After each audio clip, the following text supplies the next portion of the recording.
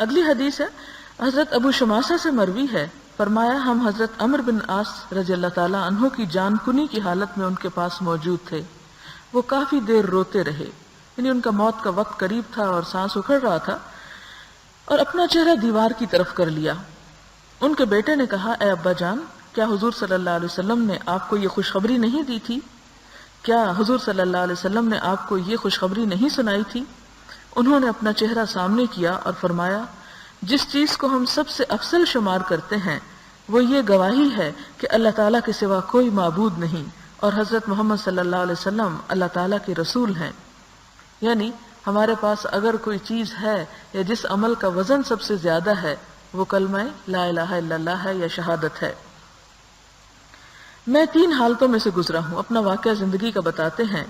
میں نے اپنے آپ کو اس حالت میں بھی دیکھا کہ مجھ سے بڑھ کر کوئی شخص حضور صلی اللہ علیہ وسلم کا دشمن نہیں تھا، اور مجھے اس بات سے زیادہ کوئی چیز پسند نہ تھی کہ مجھے موقع ملے تو میں آپ کو قتل کر دوں۔ اگر میں اس حالت پر مر جاتا تو یقیناً دوزخیوں میں سے ہوتا۔ اور جب اللہ تعالیٰ نے میرے دل میں اسلام کی محبت پیدا فرما دی تو میں حضور صلی اللہ علیہ وسلم کے پاس آیا اور کہا اپنا ہاتھ نکالیے تاکہ میں آپ سے بیعت کروں، یعنی عہد لوں۔ آپ نے اپنا دایاں ہاتھ آگے بڑھایا تو میں نے اپنا ہاتھ روک لیا۔ فرمایا عمر تمہیں کیا ہو گیا ہے؟ میں نے عرض کیا میں ایک شرط رکھنا چاہتا ہوں۔ فرمایا کیا شرط رکھنا چاہتے ہو؟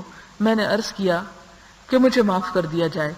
فرمایا کیا تمہیں معلوم نہیں کہ اسلام پچھلے سارے گناہوں کو مٹا دیتا ہے؟ بے شک ہجرت بھی سارے پچھلے گناہوں کو مٹا دیتی ہے، حج بھی پچھلے گناہوں کو مٹا دیتا ہے۔ اس وقت کوئی شخص مجھے حضور صلی اللہ علیہ وسلم سے بڑھ کر پیارا نہ تھا اور نہ میری آنکھوں میں آپ سے زیادہ کوئی عظیم تھا۔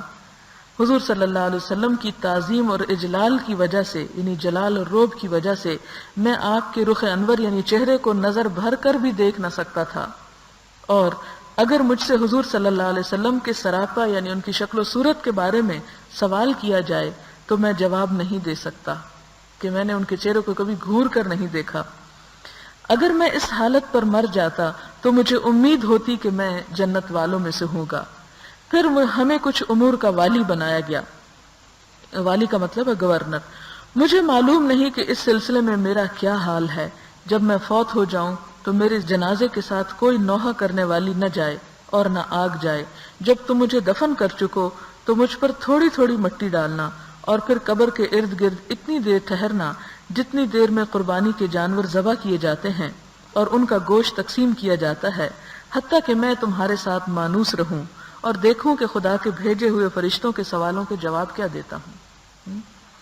اس میں آپ دیکھیں کہ ایک شخص کی زندگی کے 3 پہلو بیان ہوئے ہیں، اور ایک بات تو یہ پتہ چلتی ہے کہ انسان کا دل اور انسان کی حالت کبھی ایک جگہ پر نہیں رہ سکتی، یعنی انسان کی زندگی میں مختلف فیزز آتے رہتے ہیں، اور کسی فیز کو بھی آخری نہیں سمجھنا چاہیے کہ اس میں تبدیلی نہیں ہو سکتی۔ وہ ہر لمحہ، قلب عربی زبان کا لفظ قلبہ کا مطلب ہوتا ہے الٹ پلٹ ہونا، تو انسان کا دل جو ہے یہ الٹنے پلٹنے والی چیز ہے۔ ایک وقت میں اگر ایک چیز سے نفرت کرتا ہے تو اللہ تعالیٰ سے کچھ دور نہیں کہ اسی دل میں محبت بھی پیدا کر دے، جیسا کہ حضرت عمرو بن العاص کے ساتھ ہوا کہ پہلے وہ حضور صلی اللہ علیہ وسلم سے سب سے بڑھ کر نفرت کرتے تھے، پھر ان کے دل میں آپ کی محبت اللہ تعالیٰ نے پیدا کی، اور اس کے بعد اتنی محبت آپ سے کرتے تھے کہ آپ کو نظر بھر کے کبھی دیکھا بھی نہیں تھا، یعنی احترام کی وجہ سے اور محبت کی وجہ سے۔ اور پھر اس کے بعد یہ کہ تیسرا درجہ وہ آیا کہ جب آپ صلی اللہ علیہ وسلم کے بعد حضرت عمرو بن العاص، آپ کو معلوم ہے کہ فاتح مصر ہیں، اور مختلف علاقے جب مسلمانوں نے فتح کیے تو اتنی بڑی سلطنت پھیل چکی تھی کہ جس کا انتظام کرنا بھی ایک بہت بڑا مرحلہ تھا، اور ان بدوؤں اور عربوں کے لیے کہ جن کی حکومت صرف ایک قبیلے پر مبنی ہوتی تھی اور چند افراد پر مبنی ہوتی تھی، جن کے ہاں کوئی نظام سلطنت اور حکومت نہ تھا، جنہیں کوئی تجربہ نہ تھا اس سلسلے کا، کہاں وہ ان کی حکومتیں روم اور ایران تک پھیل گئیں جا کر۔ تو ایسی صورت میں آپ دیکھیں کہ بہت سے صحابہ کرام پھر مختلف علاقوں کے والی یا گورنر یا بڑے بنا دیے گئے۔ اب یہ مرحلہ ہے جب اس کے بعد کہ دنیا جب انسان کے پاس آتی ہے تو پھر اپنے آپ کو ایمان پر اور اللہ تعالیٰ کی ذات کے قریب رکھنا یہ ایک بہت بڑی آزمائش ہوتی ہے۔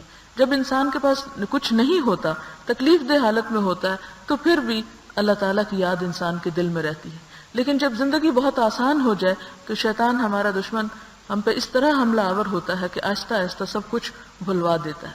تو پھر وہ کہتے ہیں کہ جب ہمیں دنیا کا والی بنا دیا گیا تو اس کے بعد یہ ہے کہ مجھے معلوم نہیں کہ اب میرا حال کیا ہوگا، کیونکہ اب اس کیفیت میں نہیں کہ جس میں مجھے یقین تھا کہ اگر میں اس حال میں مر جاتا کہ جب میرے دل کی حالت یہ تھی آپ کی محبت کی وجہ سے، اور میرے پاس سب سے قیمتی سرمایہ اپنی بخشش کا آپ صلی اللہ علیہ وسلم کی محبت تھی، تو اب میں کچھ نہیں کہہ سکتا. پھر وہ مختلف وصیتیں کرتے ہیں. ایک تو یہ کہ میرے جنازے کے ساتھ کوئی رونے پیٹنے والی نہ جائے اور کوئی آگ نہ جائے. عربوں کے ہاں رواج یہ تھا کہ جب جنازہ جاتا تو پیچھے پیچھے عورتیں بین کرتی ہوئی جاتی اور آگ اٹھائے ہوئے ہوتی. یہ ایک سمبل تھا ان کے غم کا، اظہار کا. لیکن آپ صلی اللہ علیہ وسلم نے جاہلیت کی اس رسم کو ختم کر دیا کہ آئندہ ایسا نہ ہو. اور دوسری بات یہ کہ قبر میں دفن کرتے وقت تھوڑی تھوڑی مٹی ڈالنا. حقیقت یہ ہے کہ کوئی شخص کتنا بھی نیک کیوں نہ ہو اور کتنے بھی اس کے پاس اعمال کیوں نہ ہو، لیکن قبر کا مرحلہ اور قبر میں جانے کا تصور انسان کے لیے بڑا ہی بے چین کن ہے. اور آپ دیکھیں کہ جس دنیا میں ہمارے ایک محاورے ہیں کہ ناک پہ مکھی نہ بیٹھنے دینا، اور تھوڑی سی بھی ڈسٹ ہمارے کپڑوں میں پڑ جائے یا جوتے پہ پڑ جائے تو ہم فوراً اس کو جھاڑتے ہیں. تو وہ مرحلہ واقعی تکلیف دہ مرحلہ ہے کہ جب ساری کی ساری مٹی ہی انسان کے اوپر آ پڑتی ہے، اس کے سوا اس کے ارد گرد اوپر نیچے دائیں بائیں اور کچھ بھی نہیں ہوتا سوائے مٹی کے. اور اسی کے لیے اللہ تعالیٰ فرماتے ہیں کہ اس مٹی سے ہی تمہیں پیدا کیا اور اسی میں دوبارہ تمہیں لوٹایا جائے گا. اور انسان کا جسم مر کر پھر دوبارہ مٹی ہی ہو جاتا ہے. اور یہی دراصل انسان کی حقیقت بھی ہے دنیا میں جیسا بھی ہو. تو یہاں پر وہ کہتے ہیں کہ جب ڈالنا تو تھوڑی تھوڑی ڈالنا. ظاہر ہے کہ کسی چیز کا اپنے اوپر ایک دم کثرت سے، اور پھر آپ دیکھیں مٹی بھی تھوڑی نہیں ہوتی، کتنا گہرا وہ گڑھا ہوتا ہے اور اس کے اوپر یعنی منوں کے حساب سے مٹی جا پڑتی. تو کہتے تھوڑی تھوڑی ڈالنا کہ پھر میں اس سے مانوس ہوں اور پھر میرے پاس رہنا. کتنی دیر رہنا؟ اتنی دیر کہ جتنی دیر میں ایک جانور ذبح کیا جائے، پھر اس کا گوشت بنایا جائے اور تقسیم کر دیا جائے. ابھی قربانی کی عید گزری ہے تو آپ اندازہ لگا سکتے ہیں کہ کتنے دیر اس میں درکار ہوتی ہے. کم از کم 2-2.5 گھنٹے تو اس کا سارے کام میں لگ ہی جاتے ہیں. اور یہ کس لیے کہتے ہیں کہ تاکہ میں تم سے مانوس رہوں، یعنی مجھے ایک ایسی فیلنگ رہے. اس سے یہ پتہ چلتا ہے کہ مردے کو جب دفن کیا جاتا ہے تو جیسے کہ ایک اور حدیث میں بھی آتا ہے کہ وہ مرنے والا ان کے قدموں کی چاپ سنتا ہے جو اسے دفنا کے واپس جا رہے ہوتے ہیں. کیونکہ جو ہی دفن مکمل ہوتا ہے فوراً فرشتے پہنچ جاتے ہیں اور اٹھا کر بٹھاتے ہیں اور سوال جواب کرتے ہیں. اور وہی 3 سوال ہیں: من ربو کا، تیرا رب کون ہے؟ ما دینو کا، تیرا دین کیا تھا؟ اور پھر آپ صلی اللہ علیہ وسلم کے بارے میں سوال کیا جاتا ہے کہ ان کو جانتے ہو سکتا ہے تصویر دکھائی جاتی ہو سکتا ہے کوئی شبیہ دکھائی جاتی ہو، اس کا کہیں ذکر نہیں ملتا. لیکن تیسرا سوال جو ہے وہ آپ صلی اللہ علیہ وسلم کے بارے میں. تو جو مومن ہوتا ہے وہ ہر سوال کا جواب اطمینان اور کانفیڈنس سے دیتا ہے. اور ایمان کا مطلب ہی کیا ہے؟ اعتماد. تو جس کا دنیا میں اللہ پر اعتماد ہو، بھروسہ ہو، وہ قبر میں بھی اس کا اعتماد جو ہے قائم رہتا ہے. اور پھر اس کے بعد جو منافق ہوتا ہے یا کافر ہوتا ہے وہ ہر سوال کے جواب میں کہتا ہے مجھے نہیں معلوم، لا ادری لا ادری، میں نہیں جانتا. اور ایک اور جگہ پر آتا ہے کہ وہ یہ کہتا ہے کہ ہاں لوگ کچھ کہتے تھے میں بھی وہی کہتا تھا. اور یہ جواب بڑا تکلیف دہ ہے کہ ہمارا ایمان یہ نہیں ہونا چاہیے کہ صرف سنی سنائی حد تک کہ ہم نے سن لیا، ہمارے ماں باپ نے بتا دیا، ہمیں اسکول کی کتابوں سے پتہ چل گیا. نہیں، بلکہ ہم میں سے ہر ایک کا اس بارے میں فرسٹ ہینڈ نالج ہونا چاہیے کہ حقیقت کیا ہے اللہ تعالیٰ کے بارے میں، اس کے دین کے بارے میں، اور رسول اللہ صلی اللہ علیہ وسلم کی ذات کے بارے میں. اور اس کے لیے ضروری ہے کہ انسان کم از کم زندگی میں ایک مرتبہ کوئی سیرت کی کتاب، آپ صلی اللہ علیہ وسلم کی لائف ہسٹری ضرور پڑھے. آپ کے ساتھ محبت کے بغیر انسان کا کوئی عمل بھی قبول نہیں، اور آپ کے ساتھ محبت نہیں ہو سکتی جب تک کہ آپ کا صحیح تعارف نہ ہو، آپ کے خصائل اور عادات اور آپ کے طور طریقے. کیونکہ آپ دیکھیں کہ کسی کے ساتھ مانوس آپ جب ہوتے ہیں جب آپ اس کو جتنا زیادہ جانتے ہیں. تو آپ صلی اللہ علیہ وسلم کو بھی جتنا انسان جانے، ان کے بارے میں پڑھے، اتنا ہی آپ کے بارے میں دل میں ایک محبت کے جذبات پیدا ہوتے ہیں. تو یہاں پر وہ پھر کہتے ہیں کہ میں دیکھوں کہ خدا کے بھیجے ہوئے فرشتوں کے جواب کیا دیتا ہوں، یعنی اپنے امتحان میں جو پہلا امتحان ہے مرنے کے بعد اس میں کامیاب ہوتا ہوں یا نہیں ہوتا. اس کے بعد اگلا باب ہے باب وداع الصاحب ووصیتہ عند فراقہ لسفر وغیرہ والدعاء له وطلب الدعاء منہ. سفر وغیرہ کے لیے ساتھی سے جدا ہوتے وقت اسے الوداع کہنے، نصیحت کرنے اس کے لیے دعا کرنے اور اس سے دعا کرانے کا بیان. یعنی اس میں سفر کا ادب بتایا گیا ہے کہ ایک مسلمان جب سفر پر جاتا ہے تو کیا کرے کہ جب وہ گھر والوں سے جدا ہوتا ہے تو گھر والوں کا کیا فرض ہوتا ہے کہ اس کو الوداع کہیں، یعنی اس کو رخصت کریں. اور دوسری بات یہ کہ جاتے ہوئے کوئی نہ کوئی نصیحت بھی کریں، یعنی جیسے وہ انگریزی کا محاورہ ہے نا کہ ٹیک کیئر، تو وہ اسی طرح کی یعنی نصیحت کے اس کے سفر کے بارے میں یا کوئی اور جو مناسب حال ہو وہ اس کو بتانی چاہیے. پھر اسی طرح اس کے لیے دعا کرنی چاہیے اور اس سے دعا کرانی چاہیے، کیونکہ مسافر کی دعا قبول ہوتی ہے، مسافر اللہ تعالیٰ کے بہت قریب ہوتا ہے. قال تعالی ووصى بها ابراہیم بنیہ ویعقوب یا بنی ان اللہ اصطفى لكم الدین فلا تموتن الا وانتم مسلمون ام کنتم شہداء اذ حضر یعقوب الموت اذ قال لبنیہ ما تعبدون من بعدی قالوا نعبد الہک والہ آبائک ابراہیم واسماعیل واسحاق الہا واحدا ونحن لہ مسلمون. اللہ تعالیٰ نے ارشاد فرمایا اور وصیت کی اسی دین کی ابراہیم علیہ السلام نے اپنے بیٹوں کو اور یعقوب علیہ السلام نے، اے میرے بچوں، بے شک اللہ تعالیٰ نے پسند فرمایا ہے تمہارے لیے یہی دین، سو تم ہرگز نہ مرنا مگر اس حال میں کہ تم مسلمان ہو. بھلا کیا تم اس وقت موجود تھے جب آ پہنچی یعقوب علیہ السلام کو موت، جبکہ پوچھا اس نے اپنے بیٹوں سے کہ تم کس کی عبادت کرو گے، یعنی میرے مرنے کے بعد.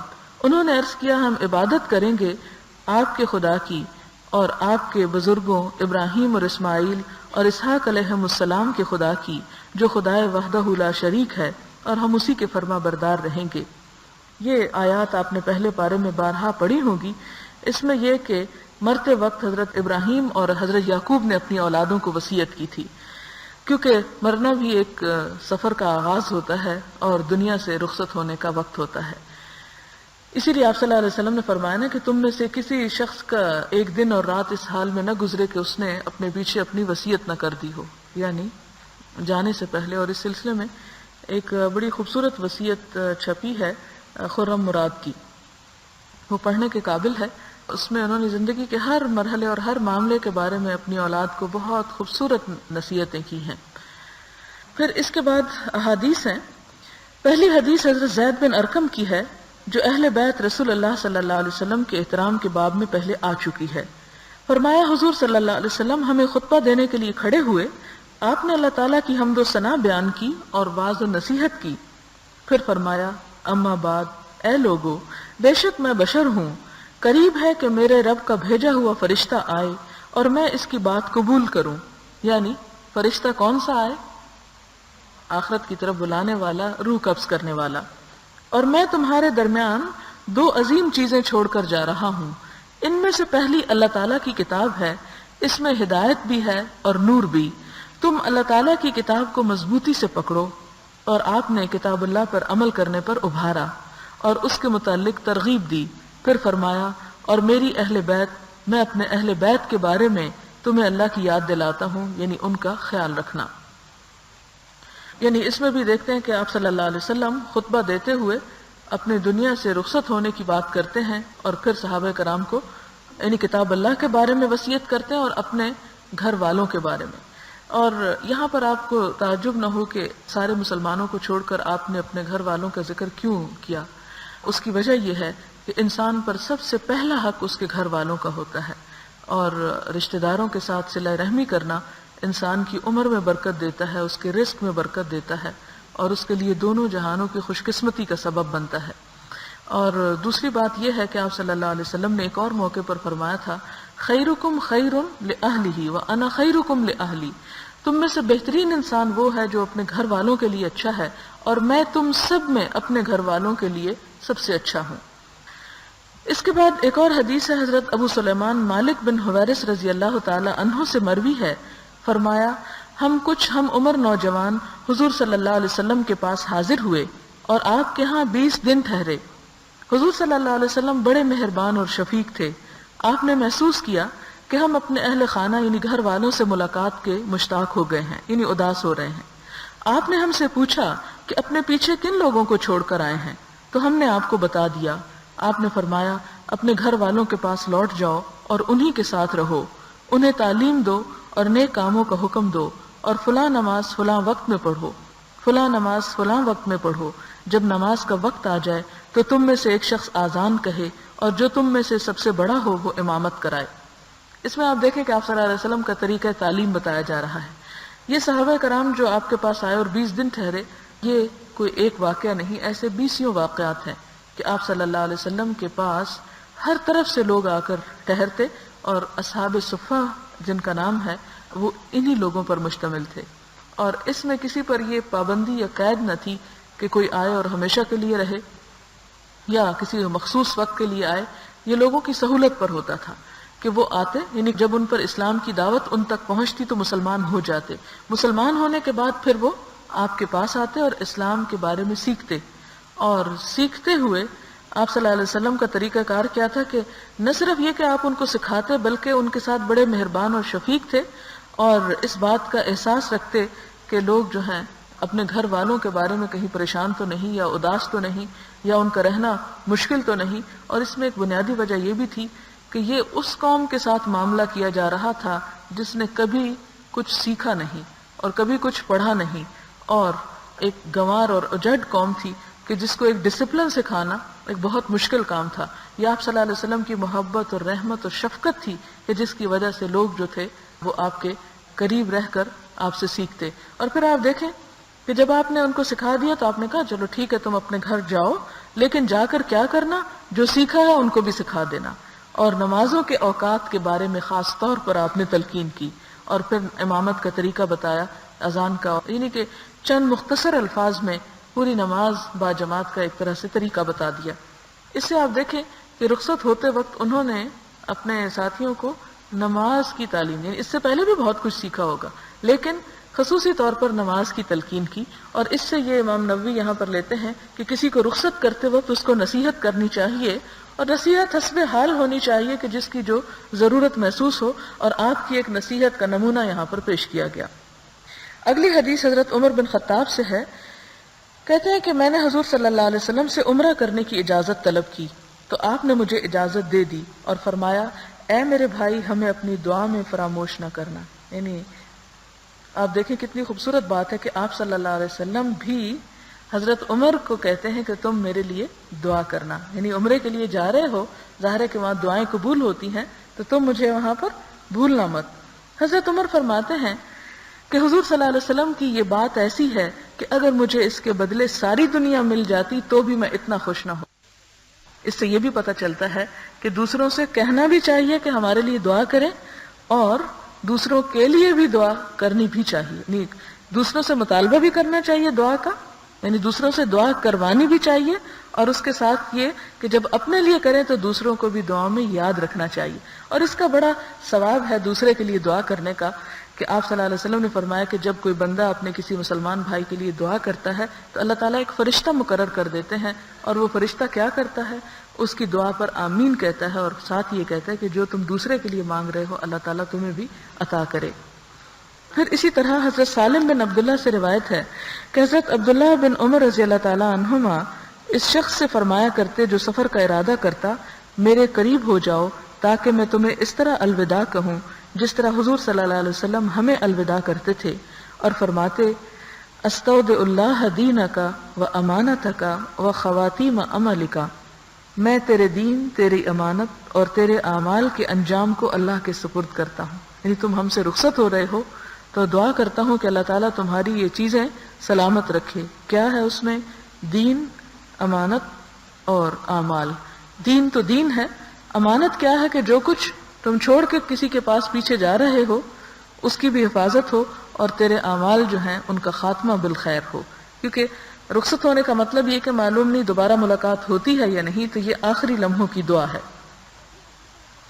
پھر اگلی حدیث حضرت عبداللہ بن یزید الختمی صحابی رضی اللہ تعالیٰ عنہ سے مروی ہے، فرمایا جب حضور صلی اللہ علیہ وسلم کسی لشکر کو الوداع کرتے تو فرماتے میں تمہارے دین، تمہاری امانت اور تمہارے اعمال کے خاتمے کو اللہ تعالیٰ کے سپرد کرتا ہوں۔ حضرت انس سے روایت ہے کہ فرمایا ایک آدمی حضور صلی اللہ علیہ وسلم کی خدمت میں حاضر ہوا اور عرض کیا یا رسول اللہ صلی اللہ علیہ وسلم میرا ارادہ سفر کرنے کا ہے، مجھے زاد راہ کے طور پر کوئی نصیحت عطا فرمائیے۔ آپ نے فرمایا اللہ تعالیٰ تقوی کو تیرا زاد راہ بنائے۔ اس نے عرض کیا مزید عطا فرمائیے۔ آپ نے فرمایا اللہ تعالیٰ تیرے گناہ معاف کر دے۔ اس نے عرض کیا مزید عطا فرمائیے۔ آپ نے فرمایا تو جہاں بھی ہو اللہ تیرے لیے نیکی کو آسان کر دے۔ تو یہ بالکل رخصت ہوتے وقت ایک صحابی آ کر دعا لینے کے لیے آیا کہ آپ مجھے رخصت کریں اور مجھے کچھ عطا کریں کہ جو سفر میں میرے ساتھ زاد راہ وہ ہوتا ہے کہ جو سفر کا سامان ہوتا ہے۔ تو یہ کہ صرف مٹیریل چیزیں نہیں، مجھے آپ کی دعائیں بھی چاہیے اور آپ کی ایڈوائس چاہیے۔ تو آپ صلی اللہ علیہ وسلم 3 چیزیں بتاتے ہیں۔ نمبر 1 اللہ کا تقوی، یعنی اللہ تعالیٰ کو ہر جگہ محسوس کرنا، اور جب انسان اللہ تعالیٰ کا احساس دل میں رکھتا ہے تو پھر غلط کاموں سے بچ جاتا ہے۔ اور دوسری دعا کیا تھی کہ اللہ تیرے گناہ معاف کر دے، اور تیسری کیا کہ جہاں بھی ہو نیکی کر سکو، بھلائی کر سکو، خیر کر سکو، اس کی تمہیں آسانی بھی ہو اور اس کی تمہیں توفیق بھی ہو۔ وآخر دعوانا الحمدللہ رب العالمین۔ دعا کر لیتے ہیں۔ سبحان اللہ والحمد للہ ولا الہ الا اللہ واللہ اکبر ولا حول ولا قوة الا باللہ العلی العظیم۔ اللہم صل علی محمد وعلی آل محمد كما صليت على إبراهيم وعلى آل إبراهيم إنك حميد مجيد اللهم بارك على محمد وعلى آل محمد كما باركت على إبراهيم وعلى آل إبراهيم إنك حميد مجيد ربنا آتنا في الدنيا حسنة وفي الآخرة حسنة وقنا عذاب النار ربنا لا تزغ قلوبنا بعد إذ هديتنا وهب لنا من لدنك رحمة إنك أنت الوهاب يا حي يا قيوم برحمتك نستغيث ربنا هب لنا من أزواجنا وذرياتنا قرة أعين واجعلنا للمتقين إماما يا حي يا قيوم برحمتك نستغيث